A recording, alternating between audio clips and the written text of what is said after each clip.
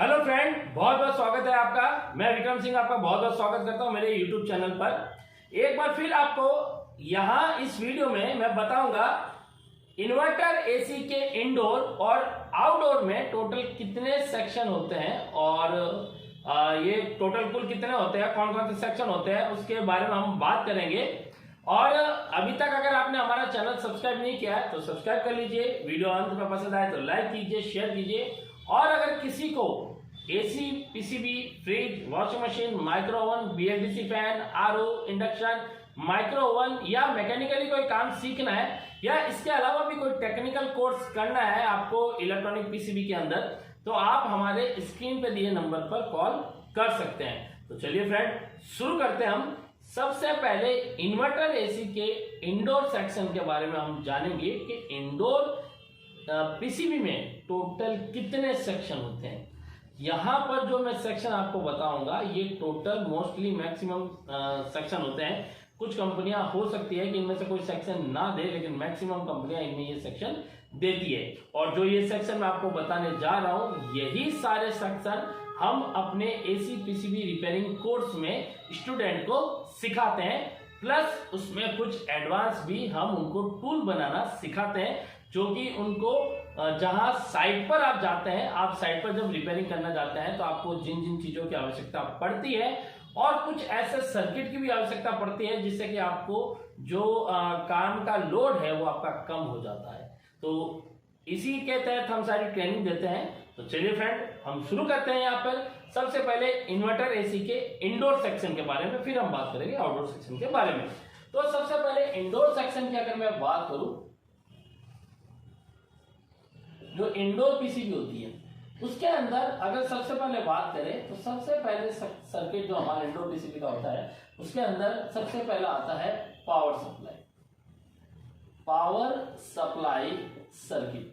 Power supply circuit की बात करें तो power supply circuit indoor PCB में तीन प्रकार के आते हैं। पहला linear power supply, power circuit कह सकते हैं या पावर सप्लाई सर्किट कह सकते हैं। दूसरा हमारा एसएमपीएस सर्किट यानी switch mode power supply circuit. और तीसरा आता है हमारा buck converter power circuit.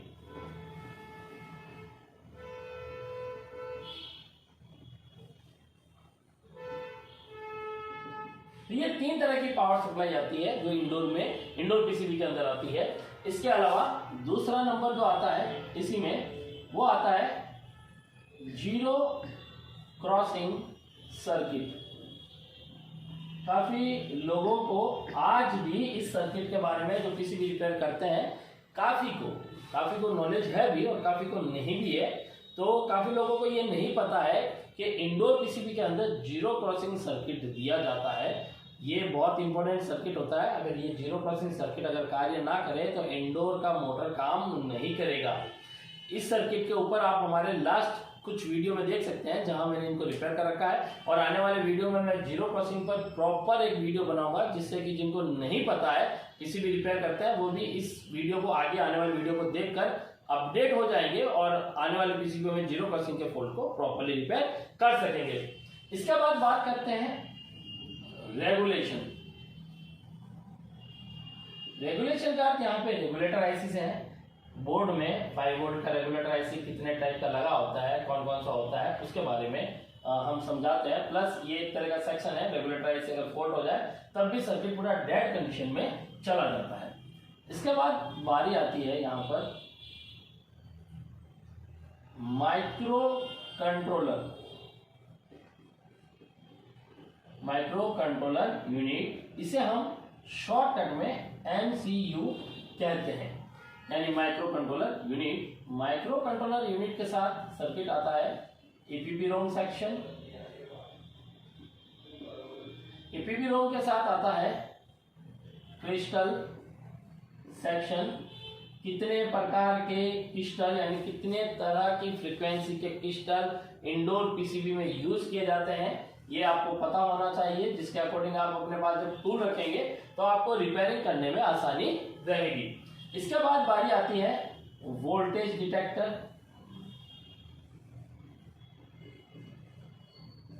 Detector IC.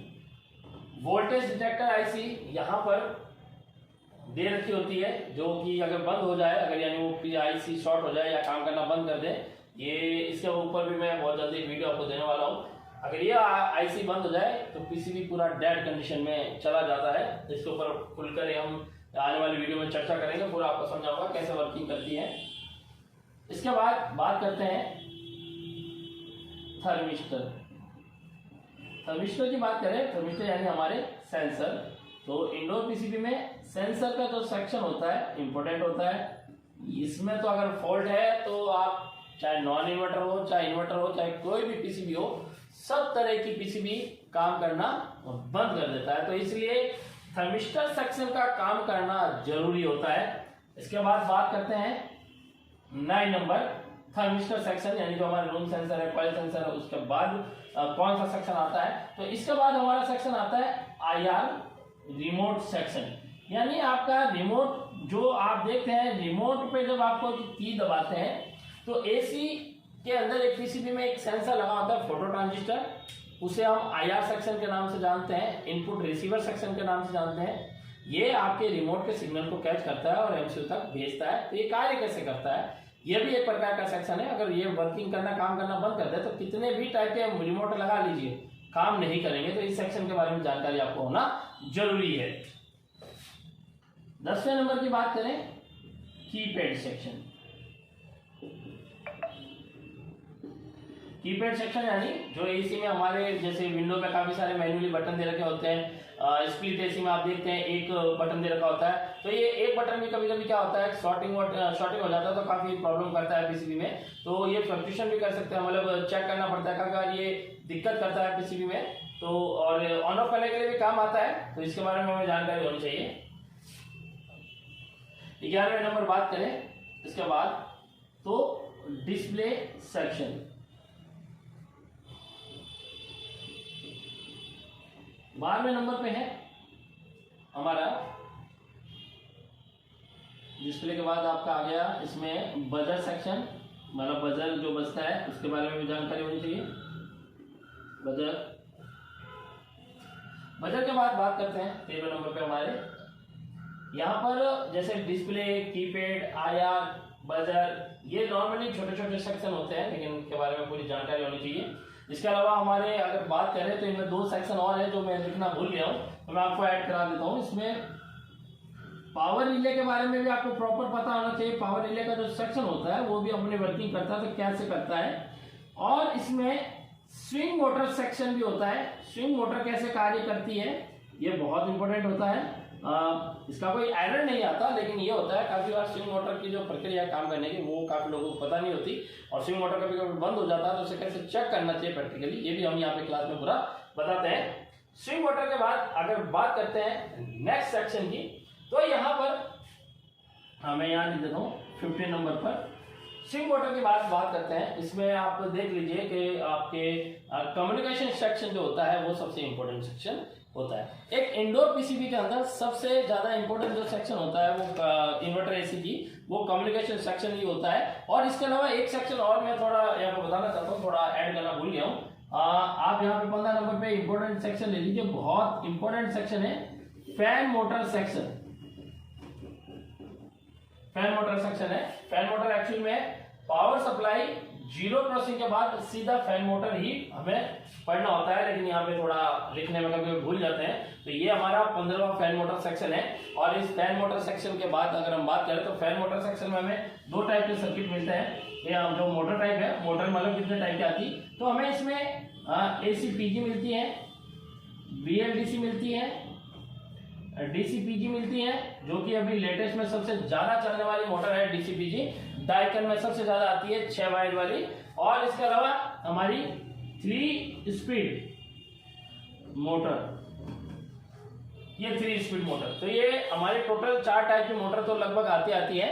और इसके अलावा अगर बात करें तो और भी आती है, लेकिन वो आउटडोर में लगती है, जैसे केवल ओनली एसी मोटर जिसमें पीजी नहीं होता है।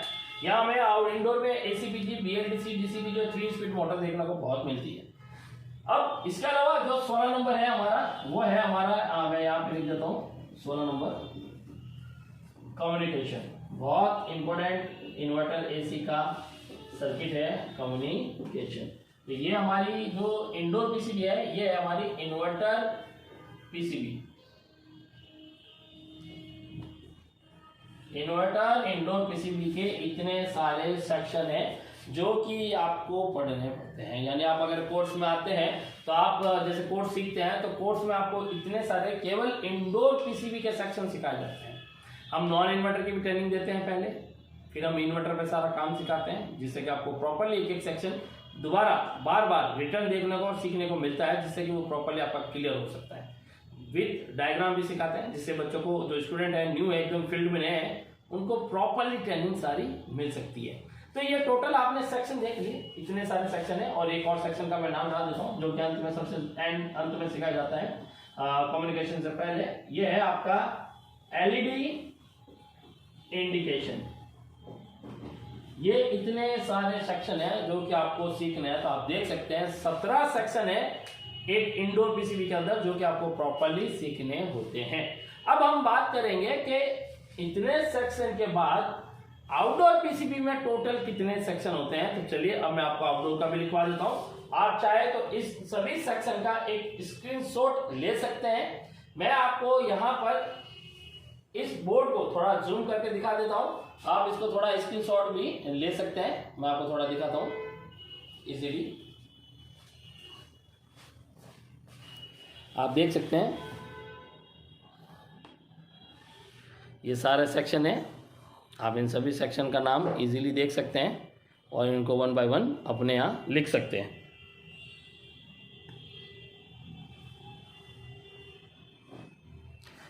ठीक है फ्रेंड, अब बात करते हैं आउटडोर पीसीबी के अंदर आने वाले सभी सेक्शन के बारे में। तो आउटडोर पीसीबी में कौन कौन से सेक्शन होते हैं उसके बारे में मैं आपको बताता हूं।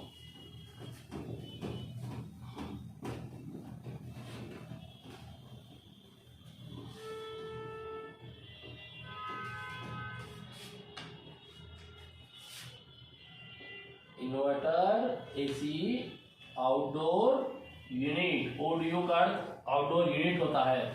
तो सबसे पहला जो सेक्शन आता है इन्वर्टर एसी के आउटडोर सेक्शन में, वो होता है हमारा ईएमआई सेक्शन। इसे नॉइज फिल्टर सेक्शन भी कहते हैं,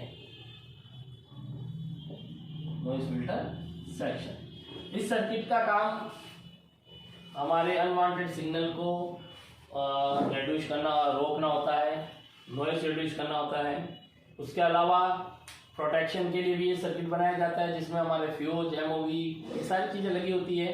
अर्थिंग बनाने का भी सर्किट इसी में दिया होता है। तो ये सारा एक लगभग एक होता है। अब ये सबसे पहला यही सर्किट होता है। इसके बाद बात करते हैं दूसरा। ये सर्किट खत्म होते ही हमारा मतलब इसी सर्किट में बात करते हैं, खत्म होने से पहले इस सर्किट में बहुत चीजें दे रखी होती है। इसी सर्किट में, इस सर्किट में हमारा पावर रिले सेक्शन होता है, बहुत इंपॉर्टेंट सेक्शन है पावर रिले सेक्शन।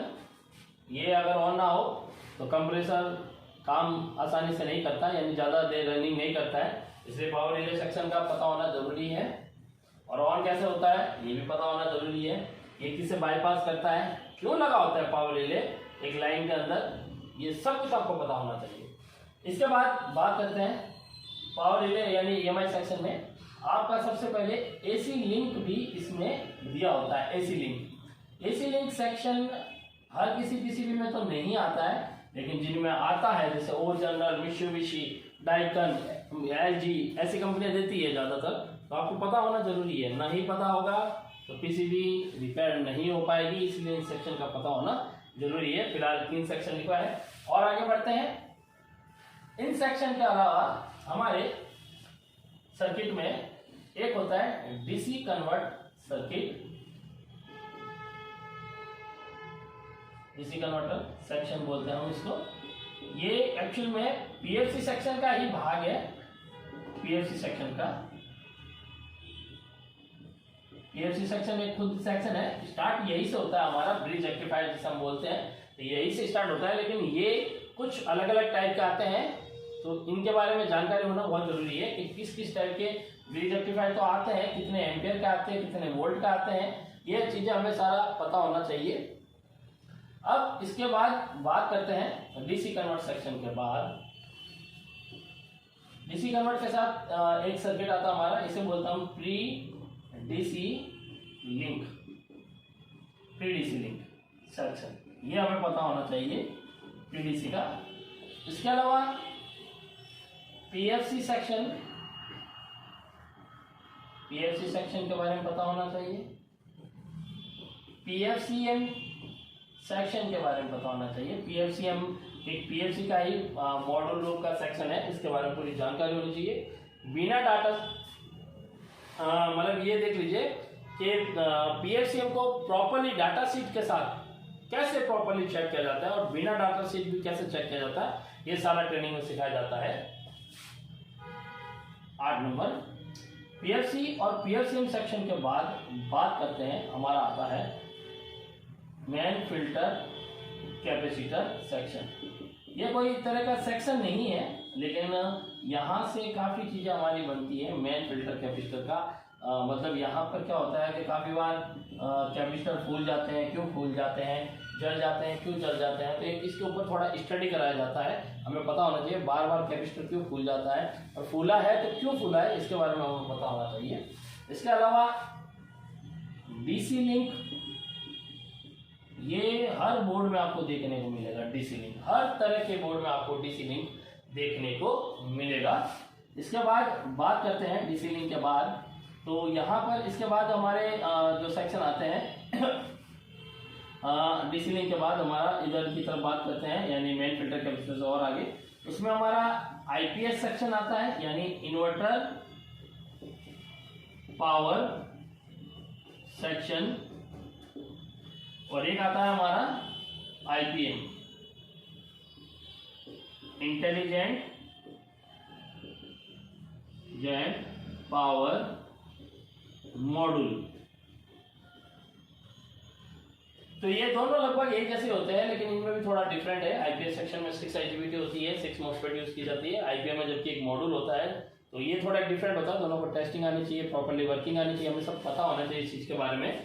इसके बाद बात करते हैं आईपीएम के बाद, तो हमारा सर्किट में आई सेक्शन आता है। आई सेक्शन यानी हम इसे कह सकते हैं current sense section, current sense of circuit, यानी सीएससी का नाम करंट सेंस सर्किट भी कह सकते हैं,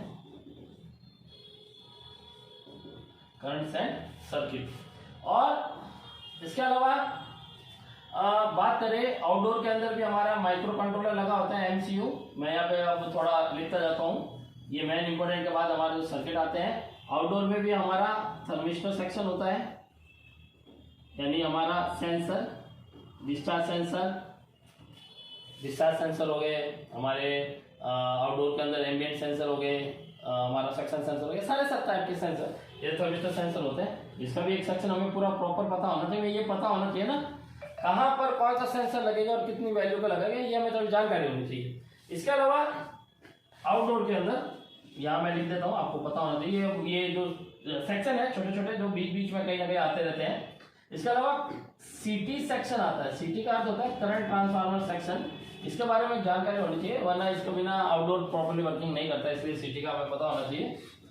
इसके कारण भी हमारा सर्किट काफी बार बंद रहता है। सीटी सेक्शन के अलावा यहाँ आगे बात करते हैं तो आउटडोर के अंदर हमारे फैन मोटर सेक्शन आता है, फैन मोटर सेक्शन। ये आउटडोर के फैन मोटर सेक्शन की बात कर रहा हूँ मैं, इंडोर का अलग है और आउटडोर का अलग है। आउटडोर में भी करीबन आपको 2 टाइप की मोटर मिलती है, 2-3 टाइप की, एसी और एक हमारा बीएलडीसी और एक हमारा डीसी जिसे हम यूवीडब्ल्यू मोटर बोलते हैं, यूवीडब्ल्यू मोटर। ये 3 टाइप की लगभग हमें मोटर मिल जाती है देखने को, इसी से हमारा सर्किट हमें अच्छा है। एसी जो एसी मोटर होता है लगाना आवश्यक नहीं होता, लेकिन बीएलडीसी और डीसी जो होता है वो लगाना आवश्यक होता है। इनमें क्या डिफरेंट होता है ये हमें सब पता होना चाहिए।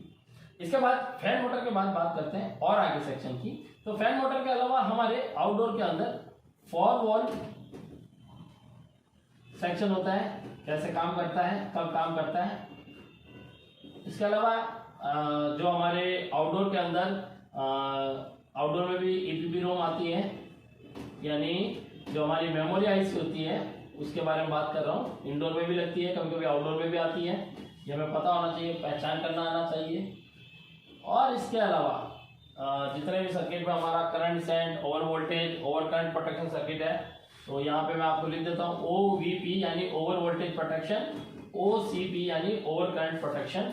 तो ये हमारे सेक्शन है, इसके ऊपर हमें स्टडी स्पेशल करनी पड़ती है, ताकि बोर्ड में जरूरी नहीं है शुरुआत से लेकर एंड तक कितना भी कंपैरेटर आईसी आ सकता है, कितना भी ये सर्किट हो सकता है ओवर वोल्टेज का, ओवर करंट के, ये हमें पूरा पता होना चाहिए। इसके अलावा आउटडोर के अंदर, आउटडोर में इनके अलावा आपको एक और चीज देखने को मिलती है जिसे हम कैबिनेट ट्यूब की जगह लगाते हैं।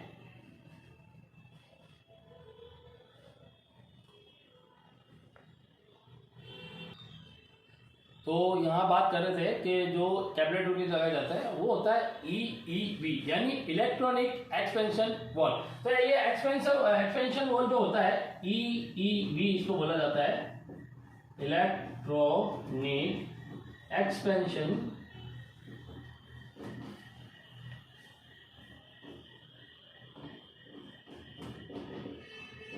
Expansion valve. ये आजकल आने वाले इन्वर्टर का सबसे इम्पोर्टेंट पार्ट होगा, क्योंकि हर एक इन्वर्टर एसी में आने वाले टाइम में लगा होगा। ये मैकेनिकल फॉल्ट की वजह से भी इसमें प्रॉब्लम होती है और काफ़ी चीज़ों का है। अगर ये बंद है तो आपकी एसी कूलिंग नहीं कर पाती है और कंप्रेसर भी चॉक हो जाता है, चल के बंद हो जाता है। तो इसके ऊपर भी एक हम स्टडी करवाते हैं, पूरा चेक करना सिखाते हैं इसको कैसे चेक करना चाहिए। हम बार भी चेक कर सकते हैं, पीसीबी में भी इसको प्रॉपर्ली चेक कर सकते हैं। तो ये इतने सारे 20 टाइप के हमारे सेक्शन है और इनमें भी छोटे मोटे सेक्शन और भी जुड़ते रहते हैं, जो कि काफ़ी हमारे काम आता है। क्योंकि जैसे आप बात करें तो आउटडोर के भी अंदर भी तो पावर सप्लाई दे रखी है, तो आउटडोर के अंदर जो पावर सप्लाई दे रखी है वो हमेशा 2 टाइप की आएगी, या तो एसएमपीएस सर्किट बना होगा या हमारा एसएमपीएस की जगह यहाँ बना होगा इसके अंदर बक कन्वर्टर सर्किट। हम यहाँ पे एक और चीज दिखाते हैं, समझाते हैं, सिखाते हैं।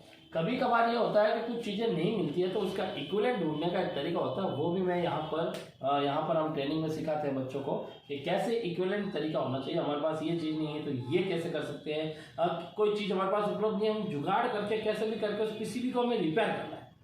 तो हम ये सब कुछ करना सिखाते हैं। और यहाँ पे अंत में जिस सर्किट की बात करते हैं, मतलब लास्ट सेक्शन हुआ है हमारा कम्युनिकेशन सेक्शन।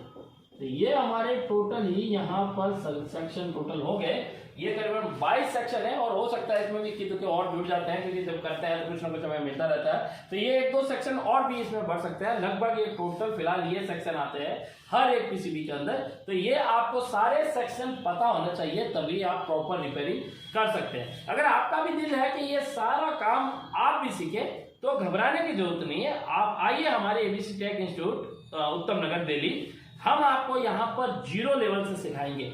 0 लेवल का अर्थ होता है कि जहां आपको ये भी ना पता हो कि एसी वोल्ट को कैसे चेक करते हैं, डीसी वोल्ट को कैसे चेक करते हैं, ये प्रॉपर्ली मैं आपको पूरा बैठकर खुद ये सारा सिखाऊंगा। मल्टीमीटर कैसे यूज करते हैं, जो डिजिटल मल्टीमीटर आते हैं, एक से बढ़कर एक आते हैं, डीएसओ मशीन आती है बड़ी बड़ी, जो स्क्रीन पर आपको भी डीएसओ मशीन नजर आ रही होगी, इन सभी का कैसे उपयोग किया जाता है, ये सभी चीजें मैं आपको यहाँ पे ट्रेनिंग दूंगा और आपको 0 लेवल से एडवांस लेवल तक ले जाऊंगा और आप 100% पीसीबी रिपेयर कर सकेंगे विद गारंटी के साथ। तो यहां पर अब ये वीडियो अगर आपको पसंद आए तो लाइक कीजिएगा, शेयर कीजिएगा। और आपको भी किसी टेक्निकल फील्ड में कोर्स करना है तो हमारे स्क्रीन पे दिए नंबर पे कॉल कीजिए। और आप एसीबी पीसीबी अगर सीखना चाहते हैं मास्टर लेवल तो हमारे स्क्रीन पे दिए नंबर पर कॉल करके कोर्स से related fees and time duration and यहाँ रहने की व्यवस्था के बारे में पूरी जानकारी ले सकते हैं। इस वीडियो में अभी इतना ही, मिलता हूं आपसे नेक्स्ट वीडियो में। अभी के लिए धन्यवाद।